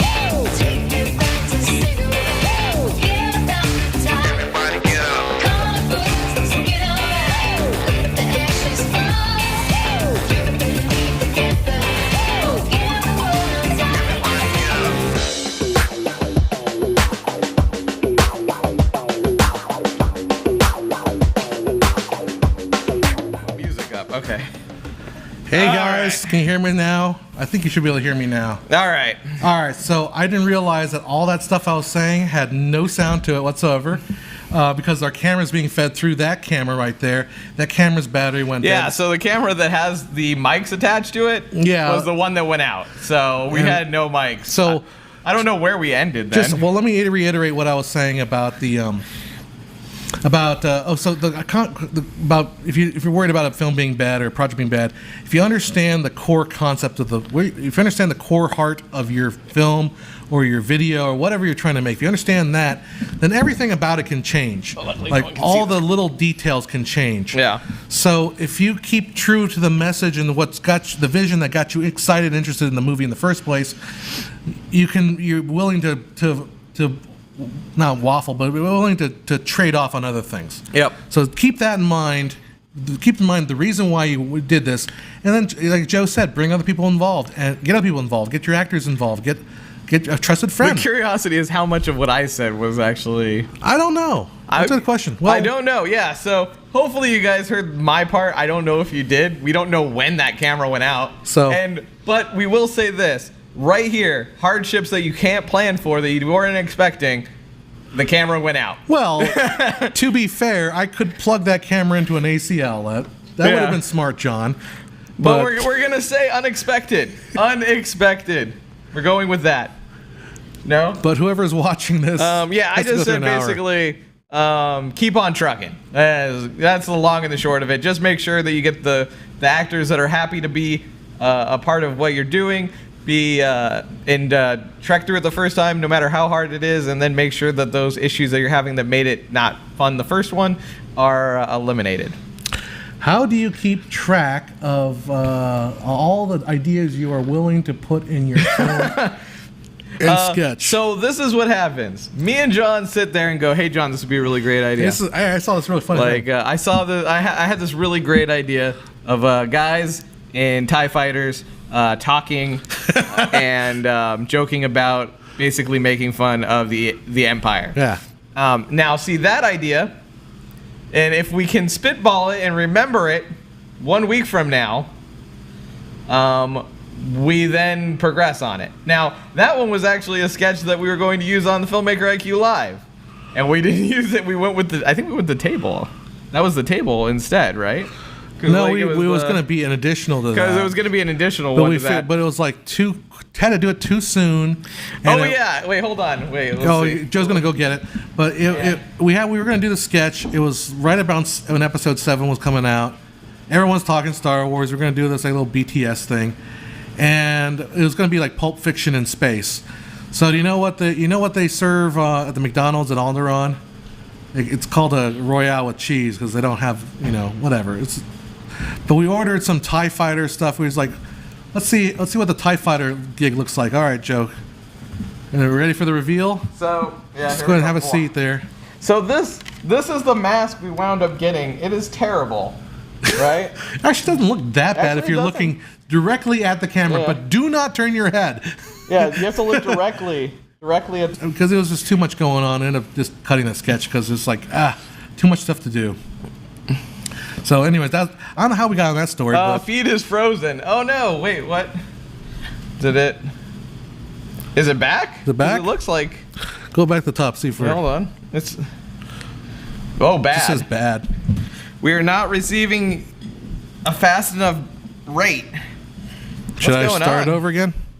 Do you guys want us to start it over again? We're at about an hour and a half. Oh, he said Oleg said it's back. All right. Well, hopefully we'll probably have to end up pretty soon here because I think our internet's getting tired. Yeah, feed is back. Okay, so I don't know if you guys saw that, but we'll just say right here. Do it again. We'll do it again real fast, just to see the terribleness. This was our plan. Now turn your head. Yeah, you gotta wait. Hold on. Where am I looking? Right here. Yeah. So yeah, you have to look straight on, or else this thing does not. Turn your head so people can see how horrible it looks. Yeah, inside. but if you. Holy moly. Yeah. That's horrid. And so we decided we weren't gonna do that skit. Yeah. That was the long and short of it. The skit died. Well, I mean, the fact of the matter is that we're still in experimental phases really with our channel, and doing a live show the amount of work that we were putting into it, and do the sketches, and put out the videos, it was getting to be like, well, we can't really keep quality and we can't keep it fun. Yeah. So I wanted to keep it fun. So we kind of decided, like, we're going to do the Pubcast, and at some point we're going to start bringing back the sketches. Yeah, we're thinking about doing like but just as a sketch itself. Like sketches themselves, and I hope you guys watching don't get pissed off at, like, we might be uploading a lot of the old sketches. Yeah. It's just one of those things where we'll do a sketch and then we'll kind of do a making of and like how we made it and if there's anything cool about, like, even that silly little Conan O'Brien sketch that we did. The one where we're on the desk. That took a lot more doing than people would think. Yeah, because we had to go out and get the film that was shown behind us, and we had to kind of plan out what we were gonna do, how we were gonna run over Tim and make sure that everything kind of lined up. And then we ran it through a green screen software with the vMix so we could kind of see and react to everything. And then after that was done, then we took that footage and then we put it in the best After part Effects. of it was that while I'm pointing back behind us, John is always pointing in front. I'm pointing at the monitor. At the monitor. Which is over there. If you're watching me, so I'm like, hey, look, Joe, it's over there. And I'm like, no, it's back there. But yeah, so that's to tell you, like, fact is I had my mind in so many other places that I didn't realize that, hey, I should be directing myself better than this. So anyhow. How should I try to get into Foley work? That's an apprentice thing. Yeah. Find some Foley guys and say, hey, I want to work for you for free, or anything. Let me hang out with you guys. Let me somehow get my foot in the door by just hanging out with you guys, and maybe there's a small job you can like hand off to me, or I can just help you guys and just learn this stuff, because you need to apprentice with other people. That's not one of those things where you just like show up and like, hey, I'm a Foley artist. Yeah. I'll just let you in. Would you ever do videos with other YouTubers? Yeah, I mean, it depends. We have. Yeah, we've done some. We did one with Nick. Nick, yeah. Who's another fellow YouTuber. Nick Maserati. Yeah, Maserati. He lives nearby, who lives nearby. Yeah, and, we'll do open stuff open with other YouTubers. I kind of hate the fake crossover stuff, though. I mean, we'll work with other people. I just hate, like, we're here. Hey, what are your channel doing over here? And it's like, we're not gonna do cheesy crossover. It has to be done in good taste. We'll just help each other out. We'll do something together. Because we were like, there was a group of I still want to talk to them. Things got out of hand, and I forgot to contact them. But yeah, we want to do like a fight scene. Yeah. Thoughts on the Venom trailer? The second trailer looked way better than the first one. I have not seen the second one. I think I'll watch that one now. Yeah, I would. If I didn't feel like the internet would pass out on us, I would bring up the Venom one, and we would just live react to it. One of these days we'll have the capability, and we have the capability now. But we do have the capability now. It's just John's too lazy to put his stuff together. Yeah. We can have a laptop on the stage where we can actually pull stuff up and like talk about it, and then get copyright noticed on it. Yeah, exactly. Then we're like, well, I mean, it would be down in the corner, so I don't know. Well, actually, the music, it'll catch the music. Oh, yeah. That's how they get you, the music. As they get you on the music. So, the first Venom trailer made me a little bit suspicious of whether or not I would like it. But the second one looks better, way better. So, yes. What are your thoughts on sweaters for cats? I love sweaters on cats. I like working for free. I believe every cat should have a sweater. Every pussy should be warm at night with a sweater. It's a cat. Yes. All right. But I just got hashtagged there. Yep. Yeah, that's the end of you. Anyway. All right. So I will be taking over the channel now so that we don't get in trouble by anybody. I like that. Up until the point where I get in trouble, and then it'll be back on Joe. Yeah, as if Joe wouldn't get in trouble. So you mentioned the background here is basically an Illustrator file. I think someone asked about this earlier. Yeah, somebody asked about this last couple. Yeah. But what it is, if you've ever been to a bus stop in your life, you've seen those posters on bus stops where they're backlit. Basically, that's the same thing. Only we took an illustration and we put it on the big screen. There you go. We took an illustration. We just printed it on the backlit poster, and there's about eight fluorescent lights behind there, illuminating it. So that's how we made that background. It's not CGI. We actually went over Star Wars. Let's talk about Star Wars some more. No, just kidding. No. To Joss, we talked about it. It's a little dark, a little controversial.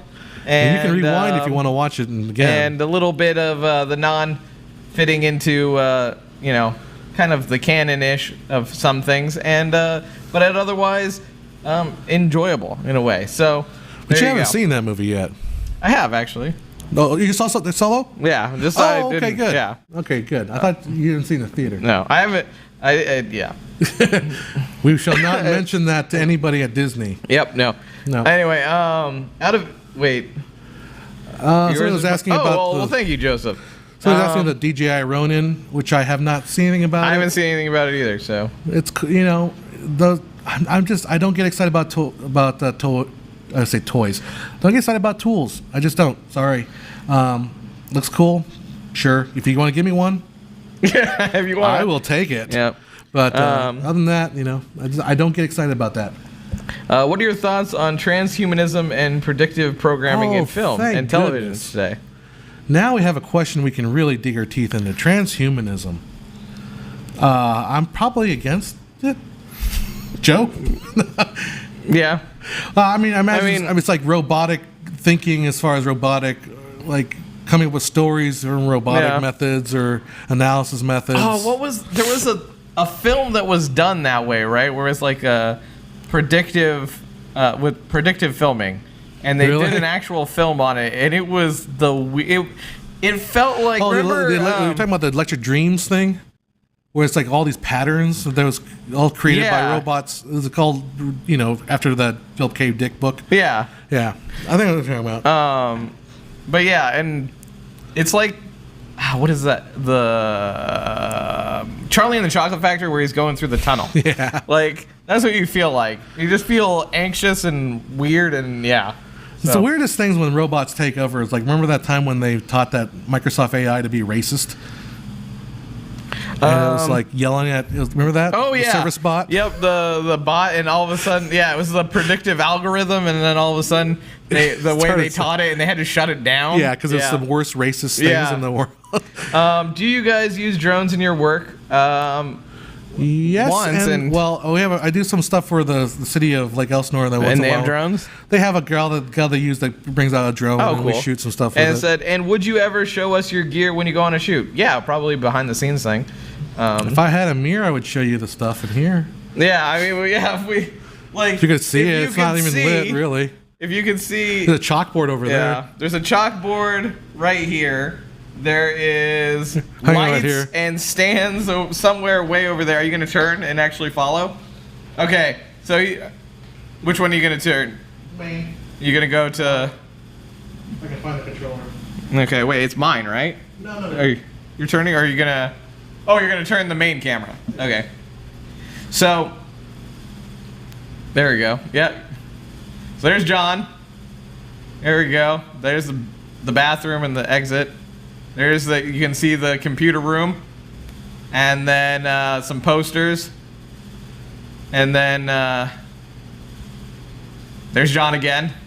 There's the stage. You can see the fireplace over there. Me passing by. A TV.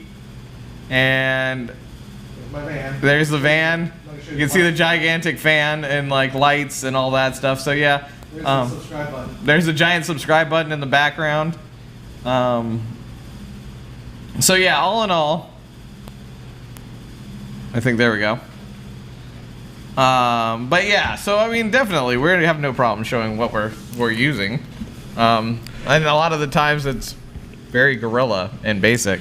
And I'm not. And the thing about me is I am not very big on decking out my cameras to be very people like show off these rigged cameras.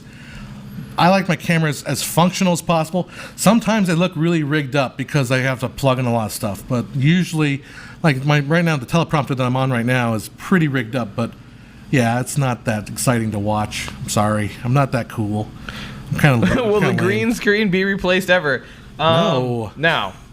Well, that whole technology, that Lito thing, where the 3D imaging thing, where you can kind of. Sorry about that. We're making your head spin. There's certain things technology that might make green screening easier, but the green screen is a pretty versatile, pretty basic, and almost you can't screw it up.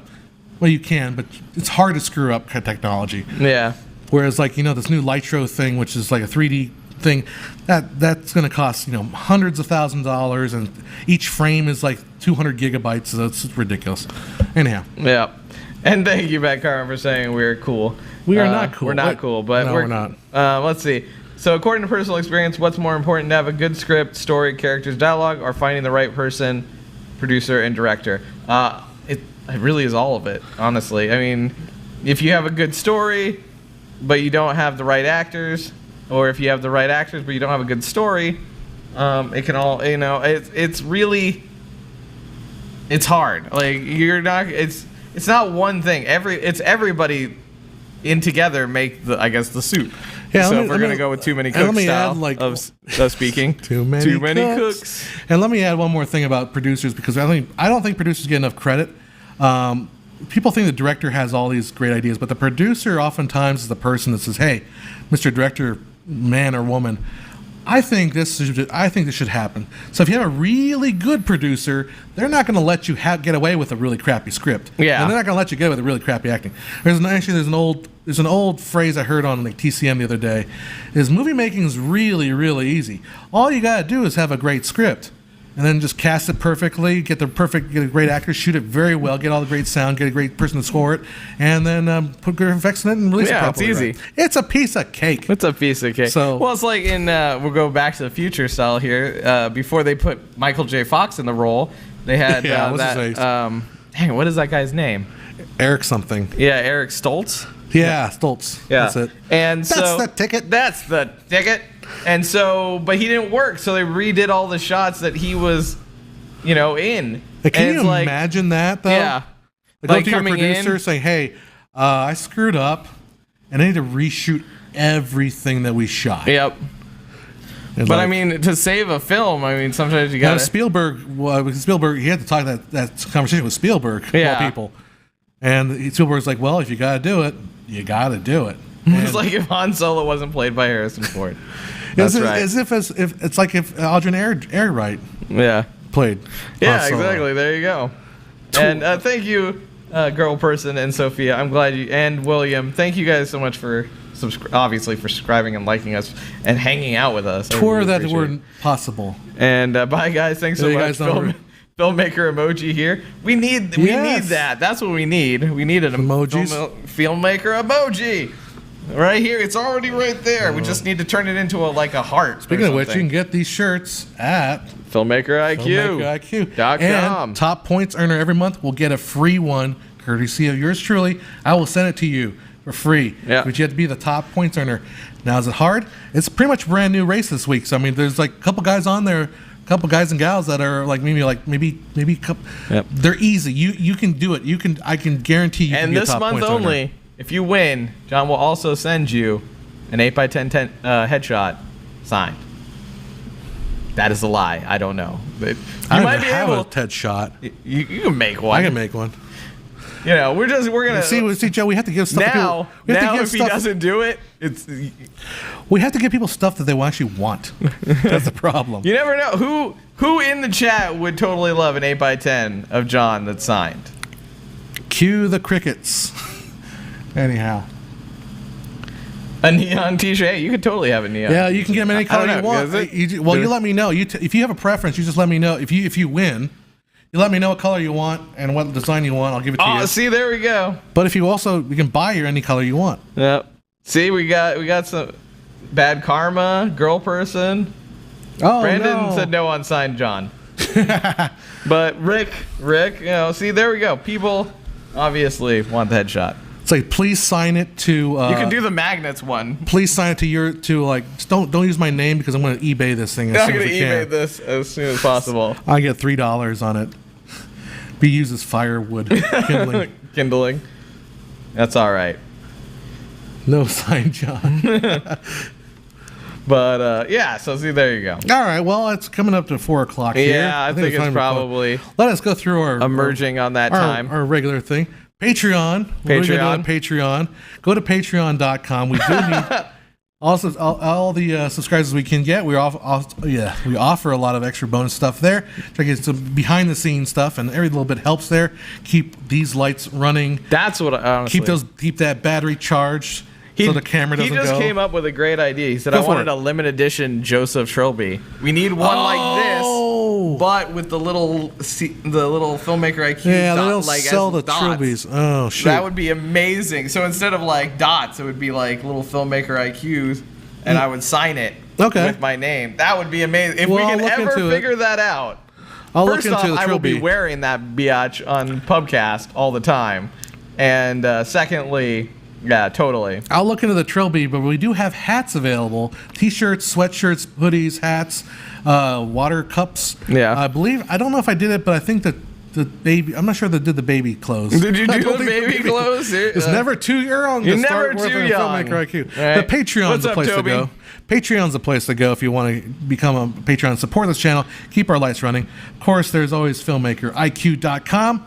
Like I said, top points earner gets a free T-shirt. Gets a free T-shirt. Your choice, your color, whatever you want. It's coming to you, but you got to get in the top points. Carva, I would sleep your force for free. I think by the end of it, like, you had to have seen how messy this place is. We are. Oh, jeez. We are in definite need of a person to come and clean. Yeah, I don't mind if you want to come in and sweep my stuff here, because not a whole lot to sweep. It's more about putting stuff away. I would enter. You know what?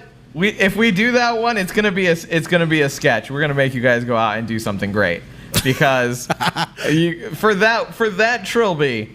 Oh, jeez. It's gonna be a one of a kind thing. Like me and that person who gets it. That's it. So, but I believe in you, Ray Nash. I believe in you. I believe you could come home with that Trilby. Anyhow, FilmmakerIQ.com. Or maybe we'll just give you one. Go to get the shirts. You can get shirts on there. All great content's on there. The courses and all that happy jazz is there. And if you want a free Audible trial, go for there. There's Audible there. I'm sure you guys are jumping the bit for Audible. But I think that's all I got. What do you have? Anything you want to say, Joe? Anything you want to wrap it up this with? moment, go check out the website. Prepare for some of the new stuff that we're going to be rolling out. And thank you guys for coming and hanging out with us. I mean, you guys could be anywhere. You guys are hanging out with us, asking us questions, chatting with us, and keeping us from having to talk to ourselves for about 45 minutes. Not like it would stop us, but no, I do that. Every day. We do that every day. But we appreciate each and every one of you guys being here. And so thank you. Check out the Patreon. Check out the Filmmaker IQ. Check out the Audible.com. All of these wonderful things. John's trying, looking here, I'm slowly bringing up the music. Oh, there you go. As the music rises. Hey, Joe, what should they do tomorrow if they happen to be on Twitch? Oh yes. So if you want to see more of me and John, we really probably need to make a link down below, I guess, for that. But we didn't do that for this one. We'll do it. So it's Twitch, www.twitch.com/TheWrongCast. Me and John are going to be playing Terraforming Mars, and so it's like The Martian, but with us. Yeah, with us. It's going to be all of us chit-chatting around, just like we're doing right now, except playing a board game and trying to be, I think, the best terraformer of Mars. I think we're just trying to survive Mars. Yeah, I think we're trying to survive Mars. I'm not really sure. So we'll find out, because none of us have read the pamphlet for it, because that's not how we do things. We're going to literally be sitting there the first 5 minutes wondering how the hell to play the game. All right, so you can check this out tomorrow evening. I'm not sure when we're going to start that, but keep an eye out. And that's it for us, guys. Yep. All right, thanks for hanging out. Hope you guys have a great weekend coming up, and we'll see you next time. And thank you guys so much. And yes, remember, again, check us out on twitch.tv/TheWrongCast. Wrongcast, check them out. And it'll be all three of us. All right, we'll see you later, guys. See you guys. Bye-bye. Thank you so much. Bye-bye.